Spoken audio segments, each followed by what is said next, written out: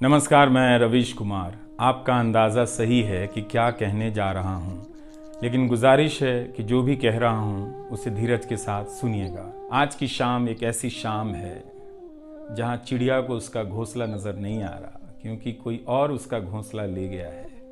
मगर उसके सामने थक जाने तक एक खुला आसमान ज़रूर नज़र आ रहा है। बेटी विदा होती है तो वो दूर तक पीछे मुड़कर मायके को देखती रहती है। मैं इसी स्थिति में हूँ, अभी मुड़कर देख लेने दीजिए।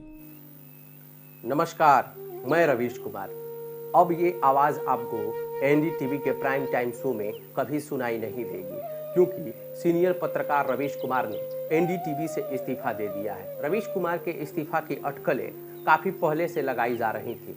रवीश कुमार टीवी पर आम जन की एक सशक्त आवाज़ है, जो सरकार से तीखे सवाल, जन सरोकार के मुद्दे उठाए जाने के लिए जाने जाते हैं। एनडीटीवी के समूह संपादक और स्टार एंकर रवीश कुमार ने एक वीडियो संदेश अपने YouTube channel Ravish Kumar official से जारी किया है।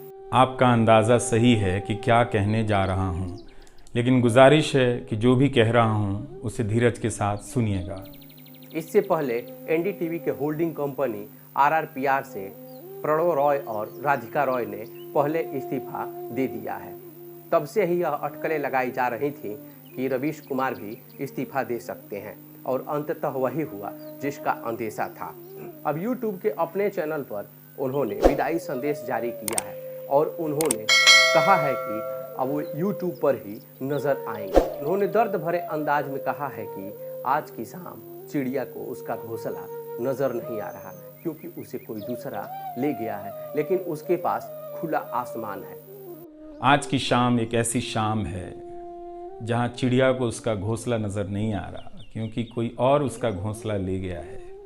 मगर उसके सामने थक जाने तक एक खुला आसमान ज़रूर नज़र आ रहा है। तो खैर, उसके बाद अनुवादक बना और कई पत्रकारों की रिपोर्ट का अंग्रेज़ी से हिंदी में अनुवाद करता रहा। इसके बाद मैं रिपोर्टर बन गया, और फिर मेरी दैनिक रिपोर्ट की अलग यात्रा शुरू होती है। रवीश की रिपोर्ट से काफ़ी कुछ सीखने को मिला। तो इस तरह से ये एनडीटीवी में ही संभव हुआ कि एक चिट्ठी छांटने वाला इसके एक चैनल का ग्रुप एडिटर, समूह संपादक बनता है।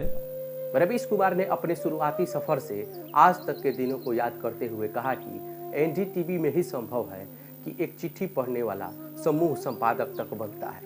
रवीश कुमार ने कहा कि मैंने यहाँ 26 साल गुजारे हैं, और इस यात्रा के अपने उतार चढ़ाव भी हैं। अब ये यादें दोस्तों के बीच सुनने सुनाने के काम आएंगी। वरिष्ठ पत्रकार ने कहा कि मुझे सभी से कुछ न कुछ मिला है, मैं सबका आभारी हूँ। बेटी विदा होती है तो वह दूर तक मायके को देखती रहती है। मेरी भी स्थिति ऐसी ही है।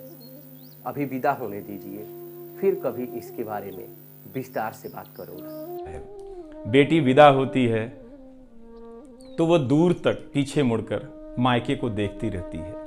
मैं इसी स्थिति में हूँ, अभी मुड़कर देख लेने दीजिए, फिर कभी विस्तार से एनडीटीवी की बात करूँगा।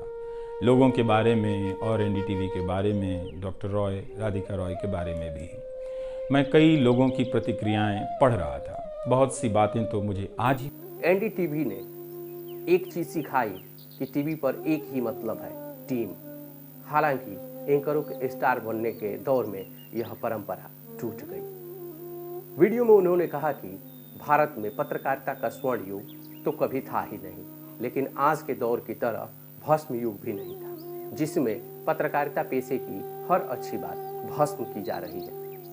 मौजूदा दौर की पत्रकारिता पर सवाल उठाते हुए रवीश ने कहा कि मेरा विश्वास गहरा होता चला गया है कि तंत्र भले ही खत्म हो जाए, लेकिन जन बचा हुआ है। एक दिन यही जन इससे बेहतर तंत्र बना लेगा। कुछ लोगों को भरोसा है कि मीडिया और विपक्ष को खत्म करके जनता को खत्म किया जा सकेगा, लेकिन नफरत की गुलामी से बाहर आने का रास्ता आप ही बनाएंगे, और आपको ही बनाना है। कि जो भी कह रहा हूँ उसे धीरज के साथ सुनिएगा। भारत की पत्रकारिता में स्वर्ण युग तो कभी था भी नहीं, लेकिन आज के दौर की तरह भस्म युग भी नहीं था। भस्म युग से मेरा मतलब है जहाँ इस पेशे की हर अच्छी बात तेज़ गति से भस्म की जा रही हो। यह दिन भी आना ही था। इस देश में अलग अलग नाम वाले अनेक चैनल हो गए हैं, मगर सब हैं तो गोदी मीडिया ही। उसका परिवेश, उसका इकोसिस्टम, पत्रकारिता का और माहौल सब खत्म कर दिया गया है। मगर पत्रकारिता करने और कराने का दावा भी सब कर रहे हैं। खासकर वो भी कर रहे हैं जो उसी सत्ता का हिस्सा माने जाते हैं, उसी के रूप में देखे जाते हैं, जिसकी ताकत से हर दिन पत्रकारिता इस देश में कुचली जा रही है। जब वो कहे कि वो उच्च स्तरीय पत्रकारिता करना चाहता है, तब ऐसा दावा करने वालों को जरा संदेह की निगाह से देखिए। गोदी मीडिया और सरकार भी पत्रकारिता का अपना मतलब आपके ऊपर थोपना चाहती है। अगर इसका मतलब किसी भी रूप में वही है, तब आप एक बार फिर से झांसे में आने वाले हैं। इस वक्त अपने संस्थान को लेकर कुछ खास नहीं कहना चाहता, क्योंकि भावुकता में आप तटस्थ नहीं होते, ऑब्जेक्टिव नहीं हो सकते हैं। एनडीटीवी में 26-27 साल गुजारे हैं। इतनी लंबी यात्रा के अपने उतार चढ़ाव भी हैं। अनेक साथी, वरिष्ठ, कनिष्ठ सब शामिल हैं। कितने लोगों ने साथ दिया है।